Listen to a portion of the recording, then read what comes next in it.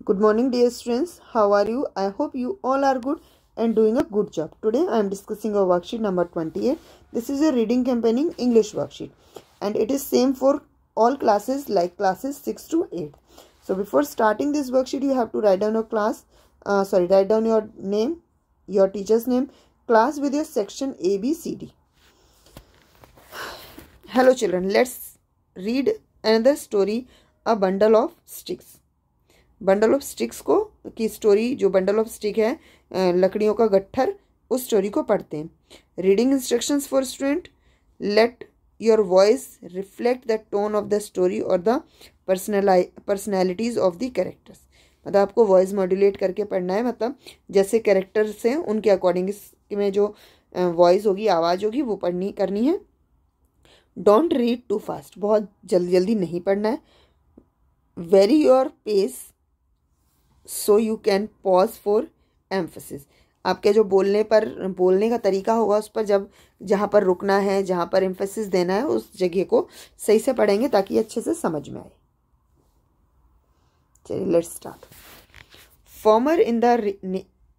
Farmers in a village near river Yamuna were facing a problem with the crop in their fields. Yamuna नदी के किनारे एक गांव में जो किसान रहते थे, उन्हें अपनी फसल से जुड़ी हुई बहुत सारी समस्याओं का सामना करना पड़ रहा था। The crop was getting poorer, जो फसल थी वो दिन प्रतिदिन खराब होती जा रही थी। दे बिकेम वरिड, वो बहुत ज़्यादा चिंतित हुए। Every day they would think of a new solution for their own fields only. हर रोज एक एक जो किसान था अपने अपने खेतों के बारे में कुछ ना कुछ नया सोच रहा था। They did not speak to each other और कंसल्ट ईच अदर, वो लोग एक दूसरे से बात नहीं करते थे इस बारे में और ना ही एक दूसरे से चर्चा करते थे। One tried putting up a square crow in his field, एक ने अपने जो खेत था उसमें ये जो बिजूका होता है ना, जिससे हम कौओं को डराते हैं, वो लगाया। अनदर यूज्ड मैन्योर, किसी ने अपने खेतों में खाद का प्रयोग करना शुरू कर दिया। The other started watching there fields day and night, कुछ लोगों ने अपने खेतों को दिन रात देखना यानी निगरानी करना शुरू कर दिया। They were very little improvement, there was very little improvement, पर उससे क्या था कि जो उनकी खेती थी उसमें बहुत कम इम्प्रूवमेंट हुई। So the village had called a meeting of the farmers, तो जो विलेज का मुखिया था, गांव का मुखिया था, उसने सभी किसानों की एक मीटिंग बुलाई, सभा बुलाई। He gave them a bundle of sticks and asked them to break it, और उसने क्या किया, सभी को लकड़ियों का गट्ठर दिया और उसे तोड़ने के लिए कहा। They tried hard but could not succeed, उन सभी ने बहुत कोशिश की पर सफलता नहीं मिली। The village had said together you are stronger and work better than you do alone, तब उनके जो मुखिया थे उसने बताया कि एक साथ तुम लोग अच्छे थे, मजबूत थे और काम भी अच्छे से कर रहे थे, पर अकेले अकेले आप लोग अच्छे नहीं रहे हो। The farmers understood what the village head was saying, जो किसान थे गांव के वो समझ गए थे कि गांव का मुखिया उनसे क्या कहना चाह रहा था। They became united and took turns in guarding the fields, जो सभी एक साथ हो गए, मतलब उनमें एकता आ गई, उन्होंने सभी ने ग्रुप बनाया और अब वो वन बाय वन टर्निंग से मतलब जो खेतों की रखवाली करने लगे। They got manure in a large quantity so that the cost become less for everyone, उन्होंने एक साथ बहुत सारी खाद खरीदनी शुरू कर दी, जिससे उन्हें कम रेट में, कम पैसों में खाद मिलने लगी और उनकी बचत हो गई।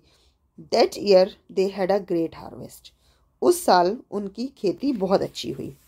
Once they got united they understood its strength, जब वो एकता में आए, एक साथ आए, तब उन्हें अपनी ताकत का पता चला या वो अपनी ताकत समझ गए। Underline the difficult word in the story, find there meaning with the help of your teacher. आपको इसमें अंडरलाइन करने हैं वर्ड्स, जैसे स्ट्रेंथ मतलब ताकत, अंडरस्टूड मतलब समझना, क्वांटिटी मतलब मात्रा, यूनाइटेड मतलब एकता, ठीक है। और इसी तरह से गार्डेड मतलब रक्षा करना या निगरानी करना। और आपको जो भी इसमें डिफिकल्ट वर्ड लगे हों, सक्सीड मतलब सफल होना, सफल होना, फार्मर मतलब किसान, इम्प्रूव मतलब प्रगति या सुधार, वरिड मतलब चिंतित।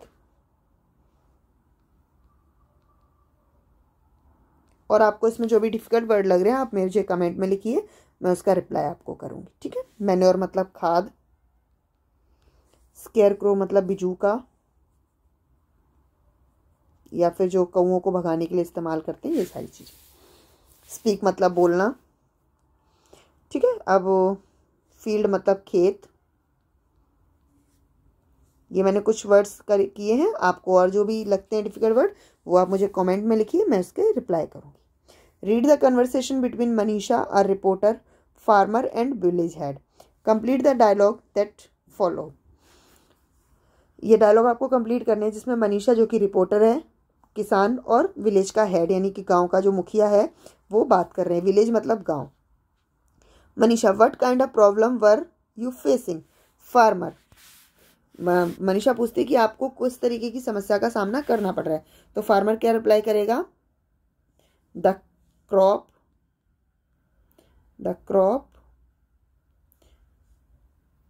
Quality became poorer. मतलब जो क्रॉप की क्वालिटी है वो दिन ब दिन खराब होती जा रही है। Manisha, what solution did you think to give manure, irrigation, use technology, use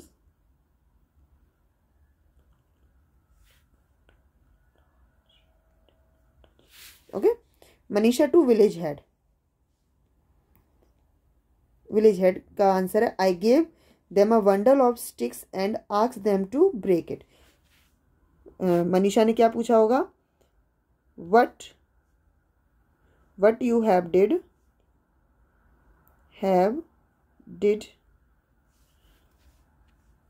आपने क्या किया? तो उसने कहा I gave them a bundle of sticks and asked them to break it. Village head से मनीषा ने पूछा कि आपने ऐसा क्या किया? तो विलेज हेड ने कहा कि मैंने इन्हें बंडल दिया, गट्ठर दिया लकड़ी का और तोड़ने के लिए कहा। Manisha, what did you learn from this experiment? Farmer से पूछा उसने कि इस एक्सपेरिमेंट से आपने क्या लर्न किया? तो फार्मर क्या कहेगा? वी